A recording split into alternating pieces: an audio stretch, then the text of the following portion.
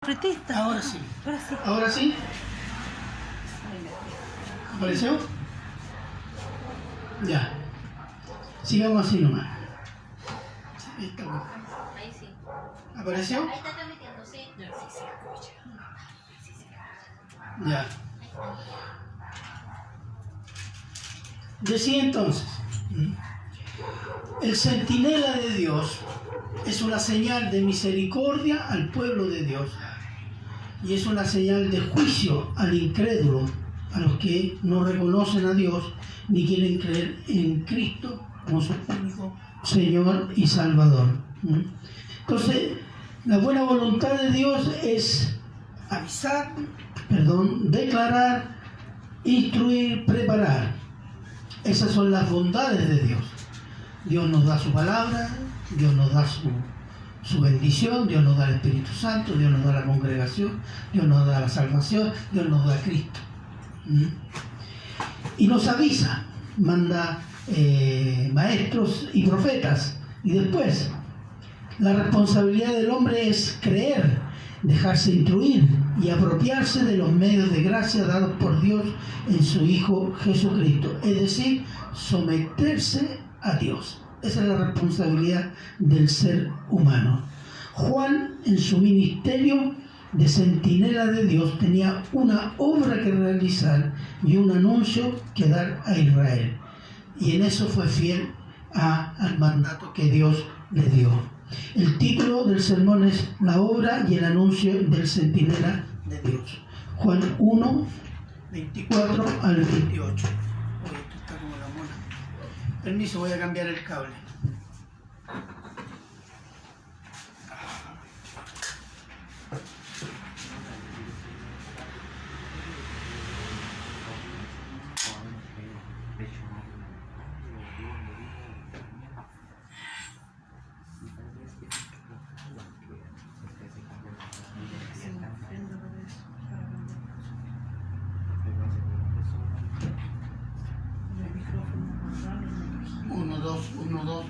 Uno, dos, dame el volumen.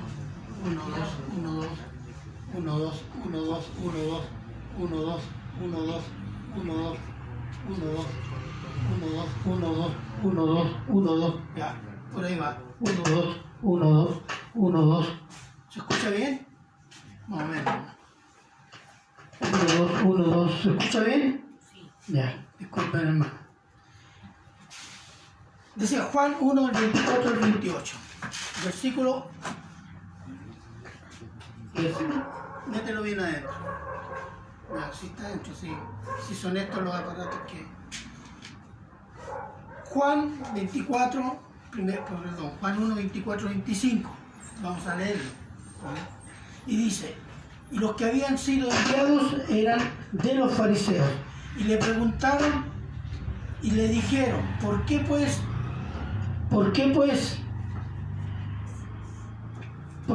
bautizas si tú no eres Cristo, ni Elías, ni el profeta?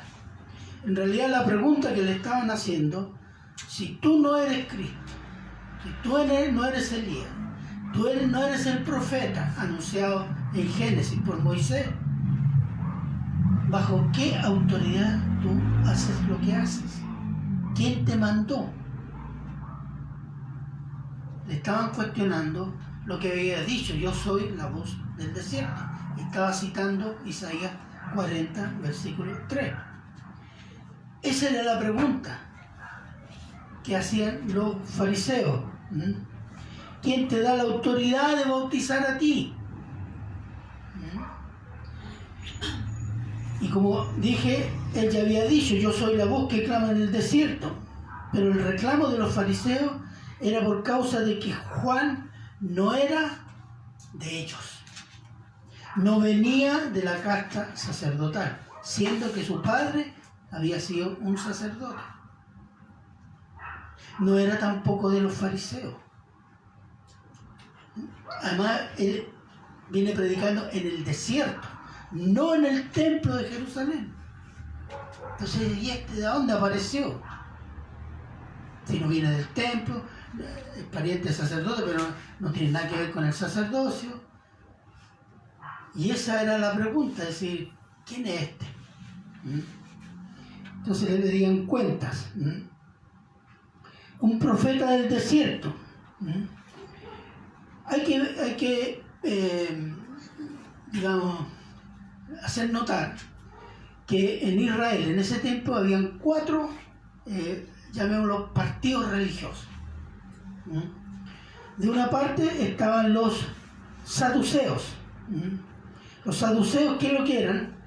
Los sacerdotes. En mayoría eran los sacerdotes, descendientes del sacerdote Sadoc. Y Sadoc era un descendiente del sacerdote, descendiente de Eleazar, hijo de Aarón, y ayudó al rey David, este Sadoc, durante la rebelión de su hijo Absalón, y ayudó al rey Salomón a instalarse en el trono de Jerusalén. Los saduceos se decían descendientes de Sadoc y eran llamados saduceos. Ellos controlaban el templo. Ellos eran los que administraban el templo, desde el punto de vista religioso y del punto de vista de los negocios. Todos los sacerdotes eran ricos. O sea que pastores ricos, curas ricos, no es novedad. Existía en ese tiempo. Ellos creían en el Pentateuco, que en el término de los judíos era la ley.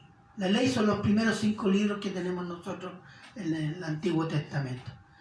Ellos, los sacerdotes, no creían en los profetas. Ellos creían solo en los sacerdotes.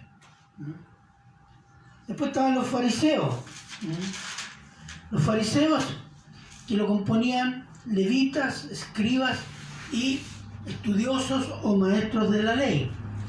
Y gente acomodada de Israel, eran minoría en el Sanedrín, la mayoría eran los sacerdotes, pero eran influyentes en el pueblo, sobre todo en lo que hoy podríamos llamar la clase media. Este movimiento surge en los 70 años del cautiverio babilónico y persa, con el propósito de promover una vida con apego estricto a la ley. Y eran los maestros de la sinagoga. Las sinagogas nacen también bajo el cautiverio babilónico. Ya no había templo.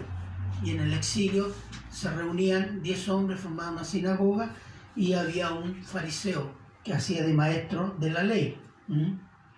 Entonces, los fariseos apoyaron la guerrilla de los macabeos contra la política de helenización del rey de Siria.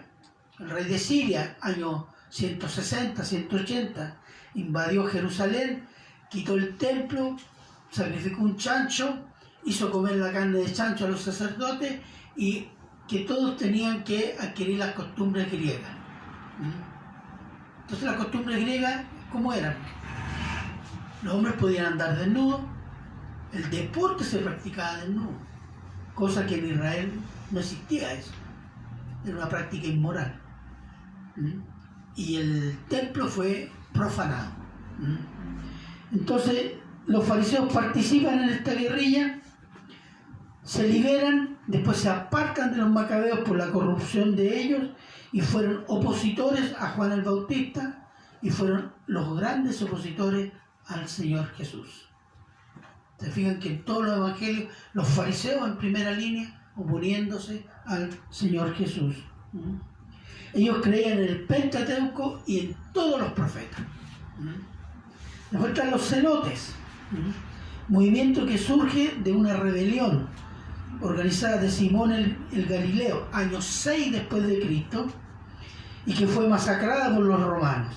A partir de allí se organizaron por años, esperando que la aparición del profeta, el Mesías, sería el momento en el cual la rebelión armada instauraría el reino de Dios y expulsaría a los romanos. Ellos eso es lo que esperaban. Los celotes estaban detrás de Juan porque decían, a lo mejor este es el Mesías. Si este es el Mesías, nos tomamos Jerusalén, cortamos el cogote a los romanos, los expulsamos e instauramos el reino. Esa era la motivación política de ellos.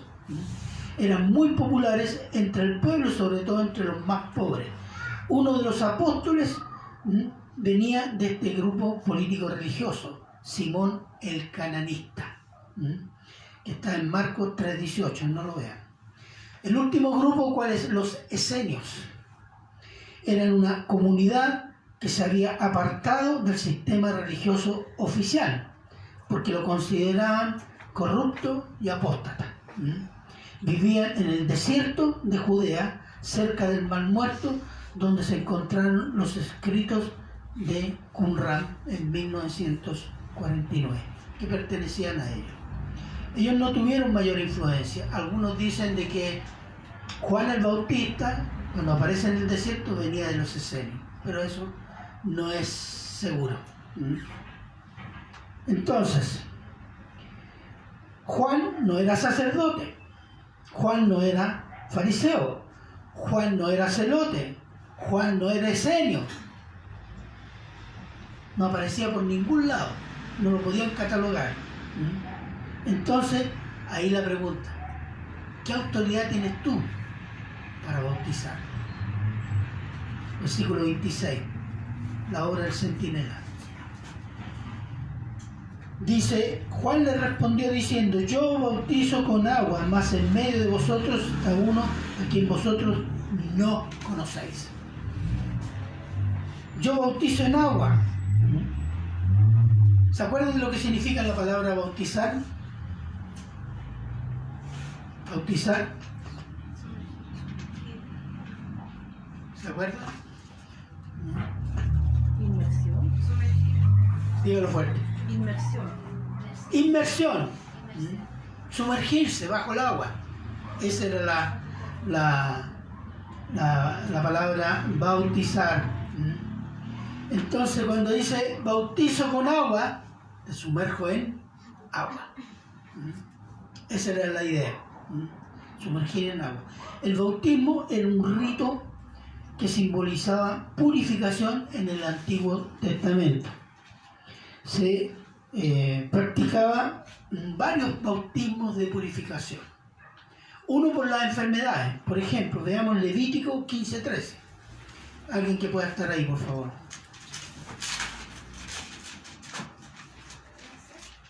Levítico 15:13. Amén. Cuando el hombre con el flujo quede limpio de su flujo, contará para sí 7 días para su purificación. Entonces lavará su ropa, bañará su cuerpo en agua corriente y quedará limpio. Amén. Ahí hay un rito de lavado, de sumergirse en agua, después de un flujo. Flujos, qué sé yo, infecciones que habían y salían líquidos del cuerpo, etc. Entonces, hombres y mujeres tenían que hacer el mismo proceso. Después había otro rito, se le llamaba, ¿por qué se le llamaba purificación? Por un concepto que tenían los judíos, en el sentido de que la enfermedad es un producto del pecado. Entonces, cuando uno sana, es que necesita purificarse, y el agua era el símbolo de purificación del cuerpo, en este caso. Levítico 8:6.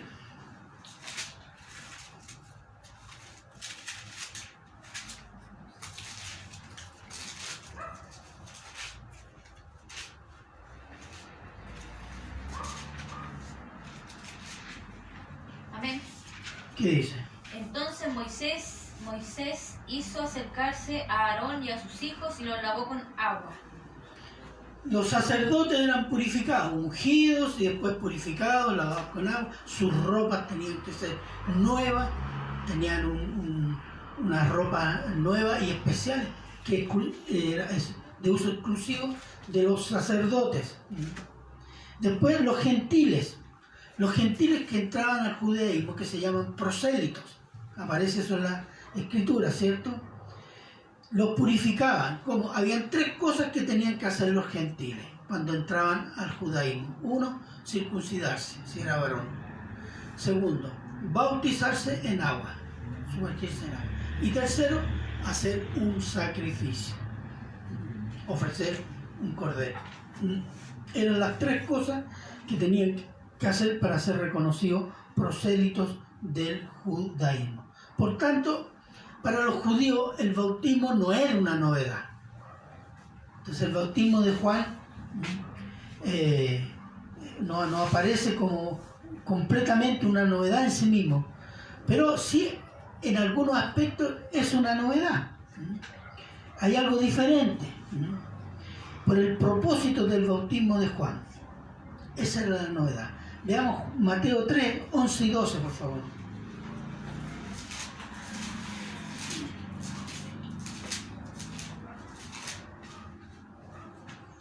Amén.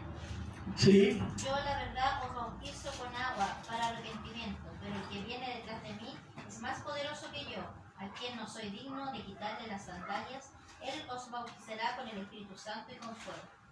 Aquí hay dos novedades. Yo bautizo para arrepentimiento. ¿Qué le está diciendo a los judíos? Lo está tratando a los judíos como los gentiles. Todos tienen que bautizarse. Todos tienen que purificarse, arrepentirse. Eso no se le decía a los judíos, porque los judíos se consideraban ya puros.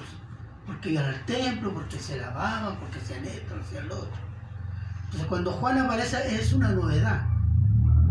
Bautismo para arrepentimiento. Y después dice otra cosa.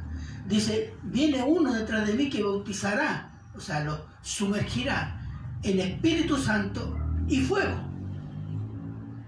Entonces el anuncio, la obra del centinela es bautizar para arrepentimiento. Y el anuncio, viene uno que ese lo sumergirá o en Espíritu Santo o en fuego.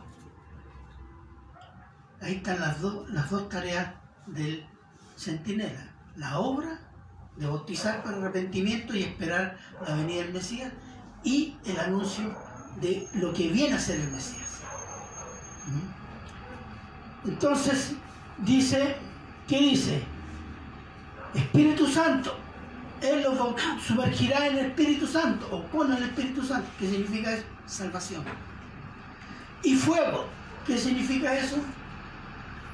Condenación. Condenación. Porque muchos, ustedes lo saben, hay alabanza, dice, Señor, lléname de tu fuego, fuego, fuego, fuego. Señor, condéname, incéndiame, Señor. Están cantando juicio. Porque toman este versículo y dicen, bautismo del Espíritu Santo con fuego. No es así. Miren, yo quiero mostrarle algunos versículos. Les voy a pedir la ayuda. Veamos Génesis 19:24.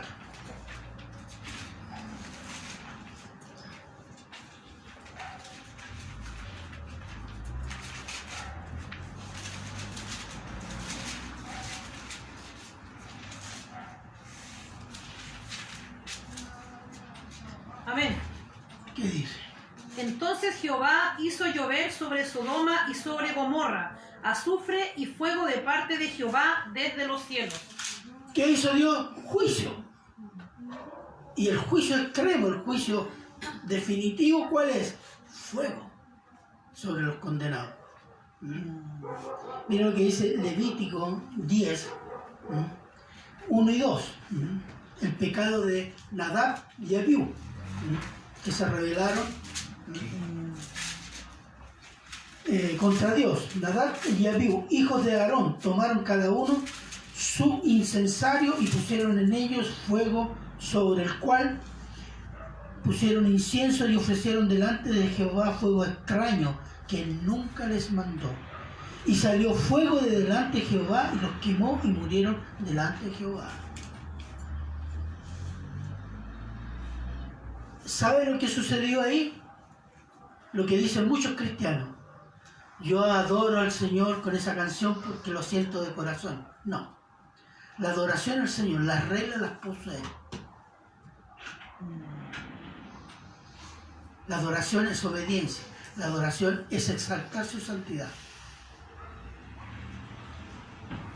Entonces hubo juicio acá. Otro versículo. Primera de Reyes 18, 38 y 39.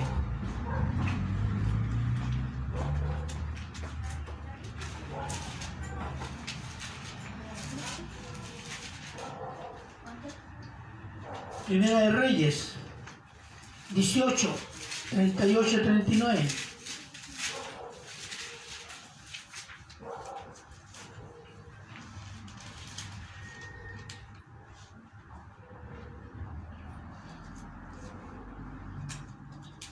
¿Qué dice? Amén. Amén. Al instante el fuego del Señor cayó desde el cielo y consumió el toro de la leña, las piedras y el polvo, hasta lamió todo el agua de la zanja. Cuando la gente vio esto, todos cayeron rostro en tierra y exclamaron: el Señor es el Dios, sí, el Señor es Dios. Amén.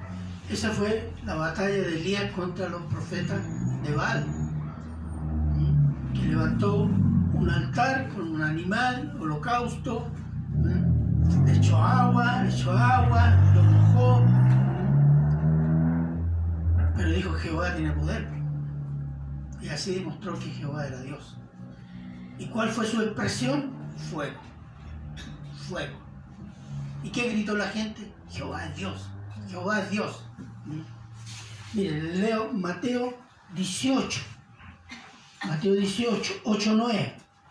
Por tanto, dice el Señor Jesús, si tu mano o tu pie te es ocasión de caer, córtalo y échalo de ti. Mejor te es entrar en la vida cojo o manco que teniendo dos manos o dos pies ser echado en el fuego eterno. ¿Cuál es el juicio final? El fuego eterno. Y esto no lo está diciendo Gigi Ávila o Paul Washer, no. Esto lo está diciendo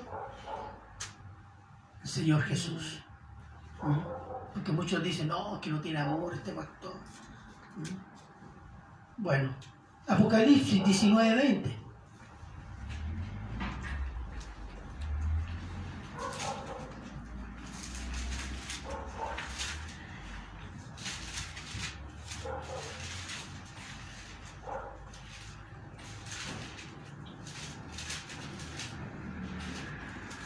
Amén. Ya. Y la bestia fue apresada, y con ella el falso profeta que había hecho delante de ella las señales con las cuales había engañado a los que recibieron la marca de la bestia y habían adorado su imagen. Estos dos fueron lanzados vivos dentro de un lago de fuego que arde con azufre. ¿Quién más fue lanzado al lago de fuego después?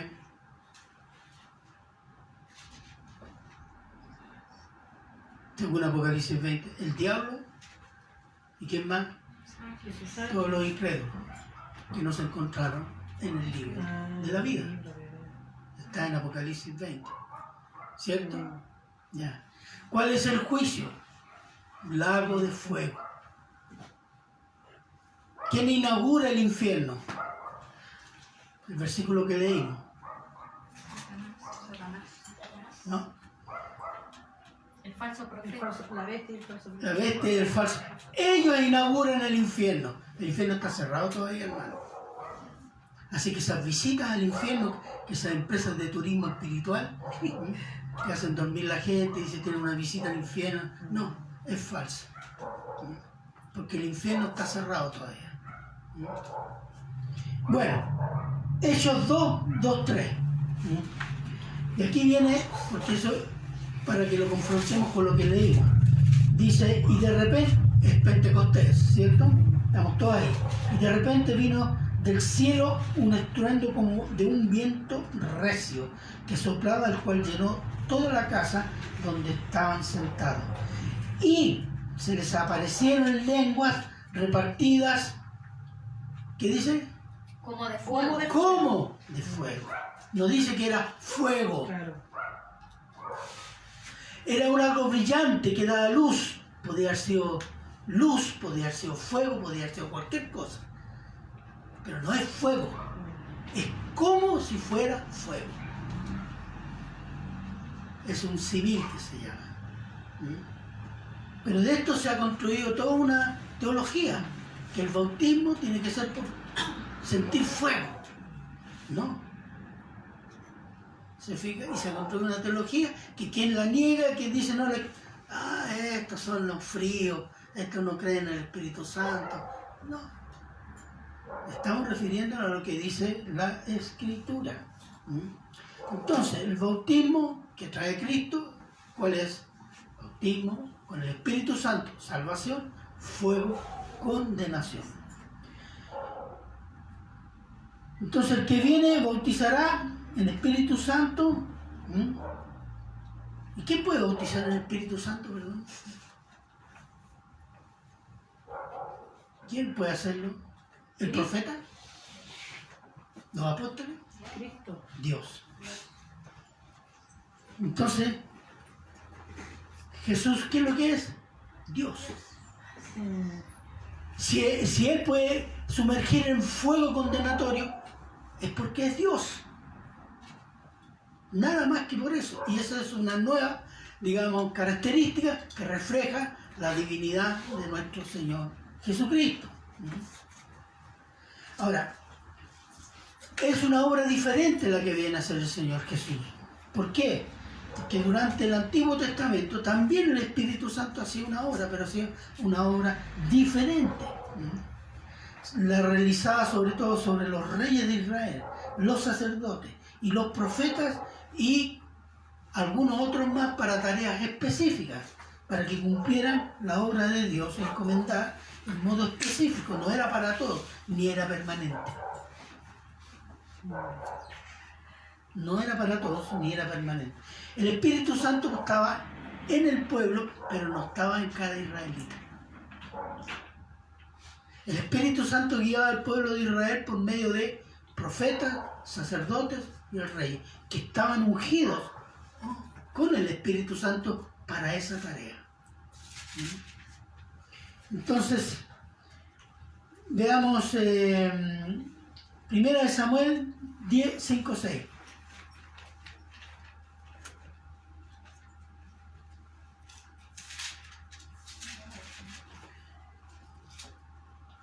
Primera de Samuel 10, 5 y 6.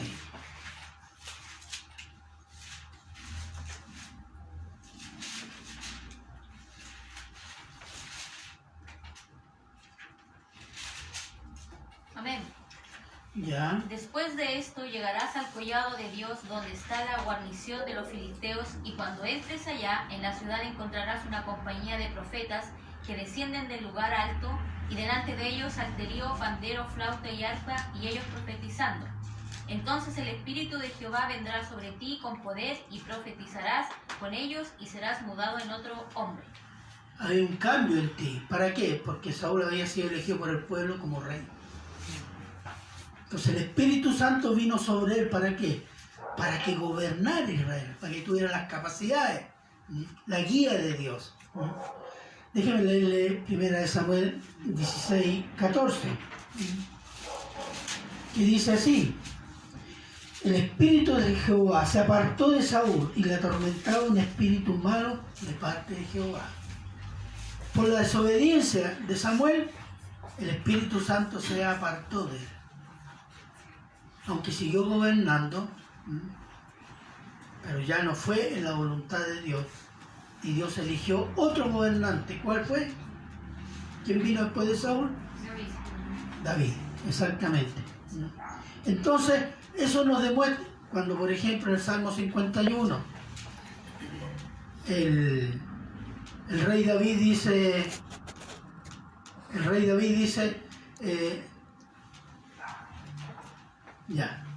dice, no retires tu espíritu de mí, debido al pecado que había hecho con Betsabé y el asesinato del marido de esa mujer. En fin, entonces el Espíritu Santo cumple ese rol en el Antiguo Testamento, pero hubieron personajes que tuvieron el Espíritu Santo toda su vida. Por ejemplo, José, el hijo de Jacob, que fue el primer ministro de Egipto. ¿Se acuerda? El otro, Job. Job se dice que fue un hombre lleno de Espíritu Santo durante toda su vida. Daniel. ¿Se fijan? Si ustedes leen Daniel, no hay ni un reproche a Daniel. ¿Se fijaban en ese detalle? Y Daniel pecó en esto, como David. ¿Quién más? El rey David. A pesar del pecado, Dios no le retiró el Espíritu Santo. ¿Quién más? Juan el Bautista. Juan el Bautista fue lleno del Espíritu Santo desde el vientre de su madre. Y como dijo un cura bíblico, un cura bíblico dijo, la Virgen María le dio el Espíritu Santo al niño Jesús cuando estaba en el vientre de su madre. Yo dije, la Virgen María no habrá sido el Cristo que tenía adentro, porque Él fue. Bueno, pero eso es. Entonces, pero por Cristo y por su obra, la acción del Espíritu Santo es diferente hoy día. La promesa que hizo Juan, Él bautizará con Espíritu Santo, ¿qué significa? Veamos Juan 14, 15, 17.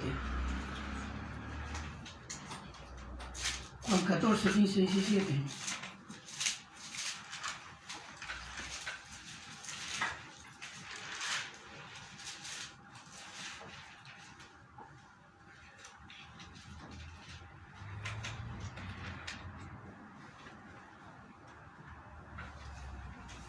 Amén. Amén. Si me amáis, guardad mis mandamientos, y yo rogaré al Padre y os dará otro consolador, para que esté con vosotros para siempre, el Espíritu de verdad, al cual el mundo no puede recibir, porque no le ve ni le conoce, pero vosotros le conocéis, porque mora con vosotros y estará en vosotros. Mora en vosotros y estará con vosotros. ¿Leyó hasta el versículo 17?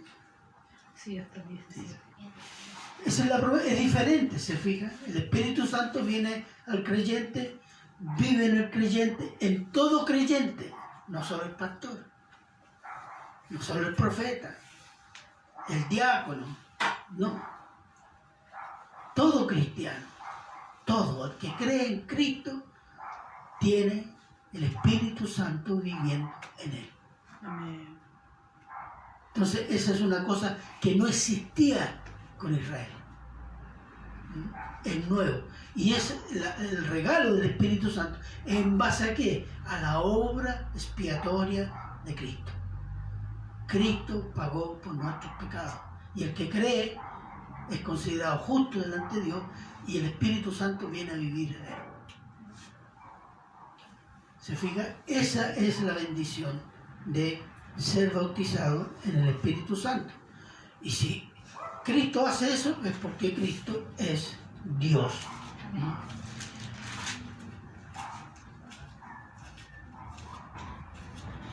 Y dice, el versículo dice,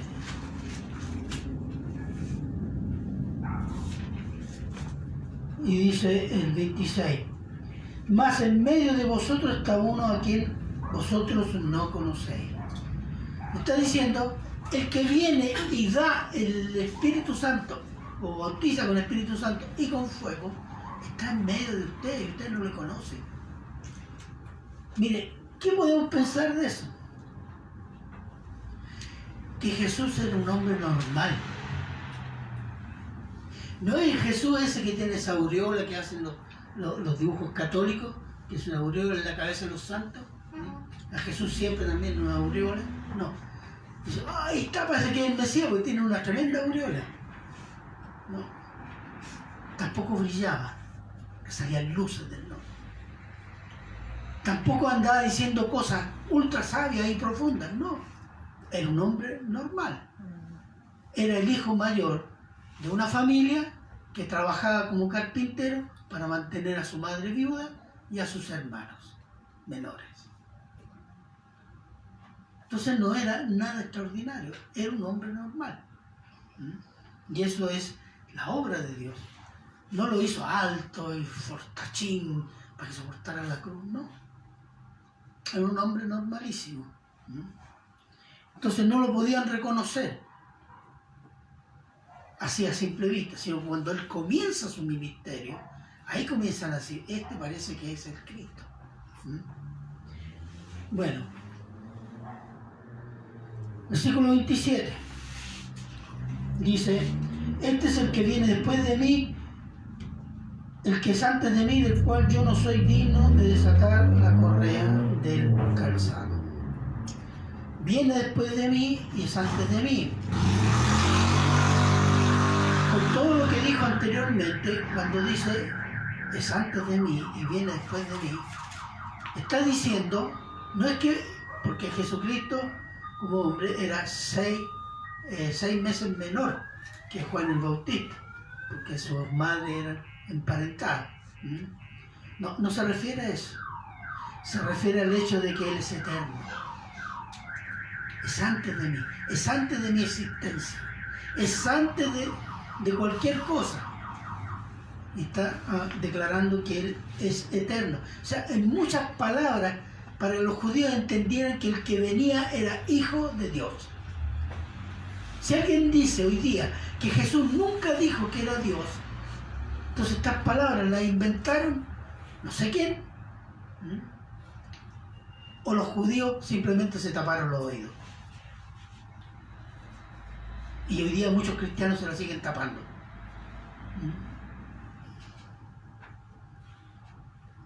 Entonces él entendió que él era Dios y el Eterno, y lo tenía en tan alta estima y estaba tan impresionado. Dice, yo no soy digno ni siquiera de ser el esclavo último de la casa para lavarle los pies y desatarle las sandalias. No soy digno ni siquiera de eso. Porque el que viene es Dios, es Jehová. Eso habla de un hombre lleno del Espíritu Santo, hermano, que está cumpliendo la misión de Dios, de centinela de Dios. Avisó al pueblo que venía el que bautiza con Espíritu Santo y fuego, y llamó al pueblo a bautizarse en agua para arrepentirse de sus pecados. Los llamó a arrepentirse para recibir al Mesías. Entonces, el Espíritu Santo había dado a Juan revelación de quién era el que venía, humildad y entendimiento, y el mandato de bautizar, llamar, avisar, proclamar. ¿Dónde? Al otro lado del Jordán, en Betábara. Betábara sería Betania. Habían 2 Betanias en Israel. Una cerca de Jerusalén y la otra cerca del Mar Muerto.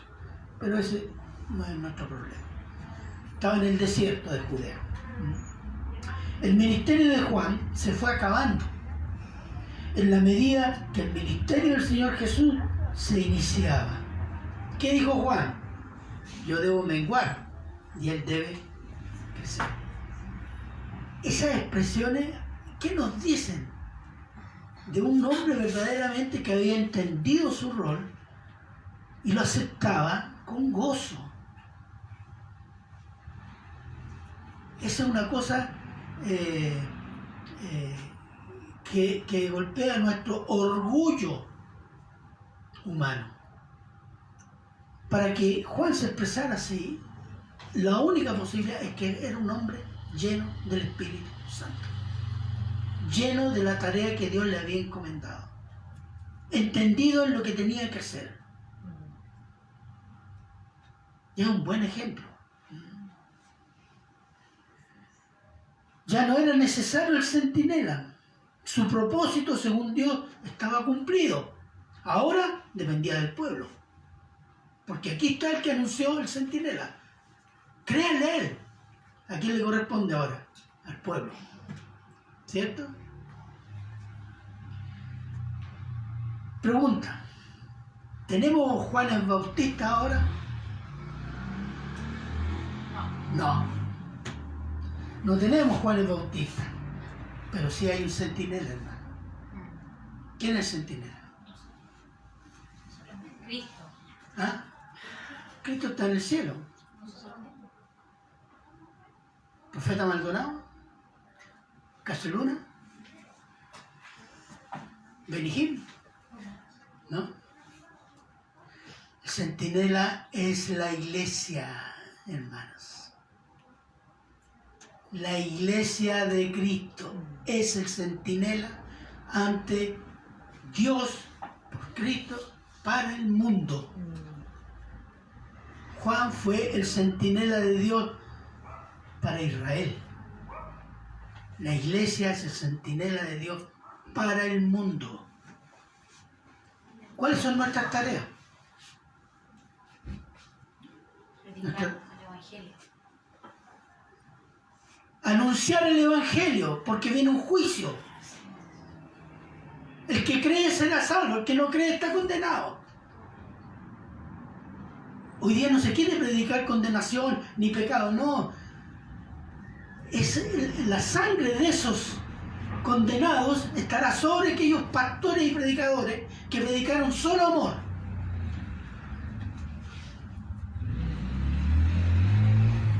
Porque no les predicaron ni les avisaron que hay un juicio y que Cristo vino para salvar del juicio. Nosotros somos el centinela de Dios en este mundo. Cada uno de nosotros. La iglesia como cuerpo. Tenemos el mandato de predicar a los pecadores, que se arrepientan y crean en Cristo para salvarse del juicio venidero en la segunda venida de Cristo, que viene como juez y rey de reyes, y enseñarles todas las cosas que el Señor manda que obedezcan, a ser discípulos para Cristo, y no para el pastor, no para el profeta de turno, o para la Virgen María, o para el Papa, o para vivir a mi gusto. Discípulos para que sirvan a Cristo, que vivan para Cristo.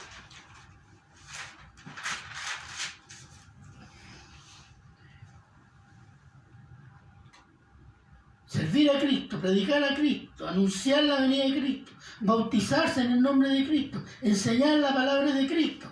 Esas son nuestras tareas. El testimonio de Dios en este tiempo, después de Cristo, para el mundo, es la iglesia de Cristo y no hay otro. Estos mandatos no se le dieron a las universidades, a los intelectuales, a las empresas, a los periodistas, a los académicos, sino al pueblo de Dios que cree en Cristo. Esas son nuestras tareas, hermano. Este es nuestro rol de centinela del mundo. Las iglesias infieles, apóstatas, liberales, inclusivas, preocupadas de la justicia social y del amor, serán responsables de los pecados del mundo y serán enjuiciados con el mundo por amar al mundo. A excepción de los que en esa iglesia sean cristianos, que Dios los va a sacar antes del juicio. La iglesia fiel, bíblica, cristiana. A ver, hay una iglesia bíblica fiel acá. Somos nosotros, ¿no? Amén. Amén. Los veo desanimados. Somos nosotros. Identifíquese con eso. Porque luchamos para ser fieles. No es que no es fácil, no. Luchamos para ser fieles. Entonces, como iglesia y como personas cristianas, debemos esforzarnos en cumplir nuestro rol de centinela de Cristo, por amor a Cristo y a las almas perdidas.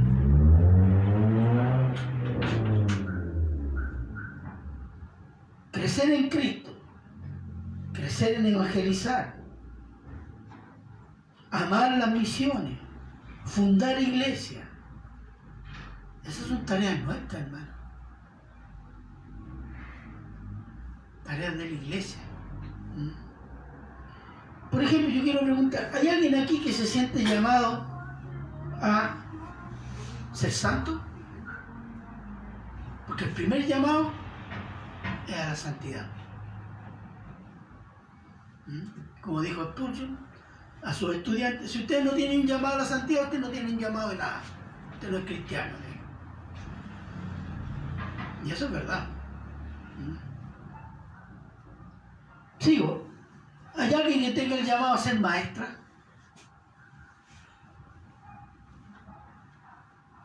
está trabajando esa perspectiva, está estudiando, está practicando pequeñas cosas, en fin. Porque los maestros, la tarea del maestro es estudiar para enseñar. Cuando deja de aprender, deja de enseñar. Tiene el don de maestro, ese otro. O quiere tener un ministerio. Si tiene don de misericordia, está preparándose, que el Señor la prepare para tener un ministerio de misericordia. Un ministerio de evangelismo. Nos estamos proyectando en servir al Señor. O venimos acá y recibimos la palabra, buena la palabra, saca aplausos ya, y nos vamos para la casa y el día domingo, y así pasa el año, pasa el segundo año, pasa el tercer año, el cuarto año.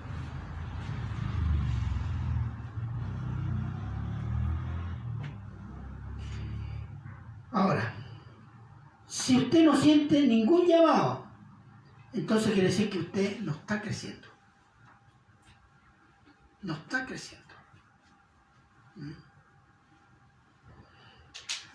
Y no está creciendo porque no está renovando su entendimiento.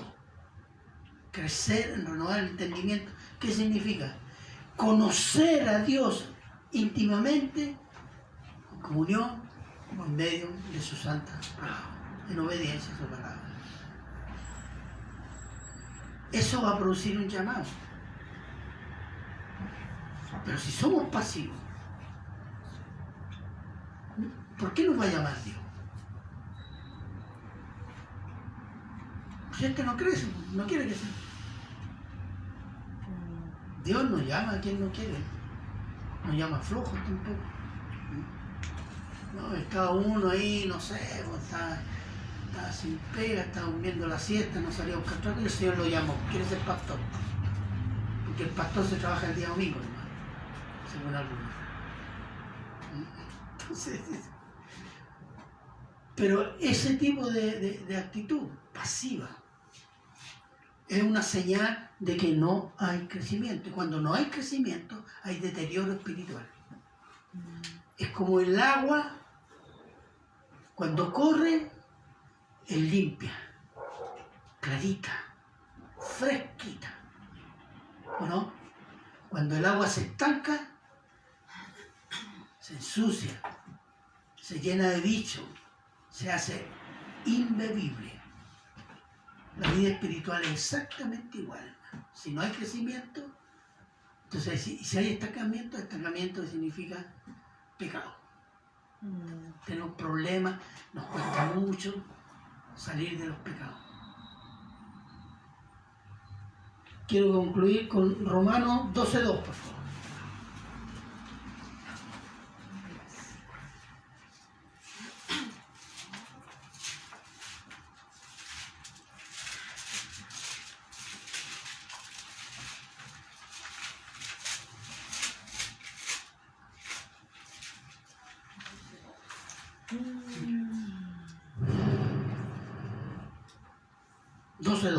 Romanos 12:2. ¿Quién la puede leer? Fuerte, claro. No imiten las conductas ni las costumbres de este mundo. Más bien dejen que Dios los transforme en Romanos 12:2. Sí, pero nueva versión es otra versión. Otra versión. Yo lo leo. Ya. Dice: no os conformáis a este siglo, sino transformaos por medio de la renovación de vuestro entendimiento, para que como probéis cuál sea la buena voluntad de Dios, agradable y perfecta. Amén. Renovando el entendimiento, creciendo en el conocimiento de Dios, yo voy a entender cuál es la voluntad de Dios para mi vida. Si no hay ese crecimiento, no hay llamado, no hay entendimiento de lo que tengo que hacer para el Señor. La última pregunta: ¿Dios nos ha dado menos que lo que le dio a Juan el Bautista? No, nos ha dado demasiado. Exactamente. Incluso diría que tenemos alguna ventaja sobre él. Así que los dejo pensando en eso. Vamos a orar. Padre bueno, eterno y misericordioso Señor. Le damos gracias, Señor, por su palabra y gracias, Señor, por la vida y los ejemplos que podemos extraer de la vida y de la obra de Juan el Bautista, Señor. Gracias, Señor, por sus siervos, en el cual tenemos su testimonio en las Escrituras y se lo agradecemos siempre en Cristo Jesús. Amén. Bien, vamos a la ofrenda.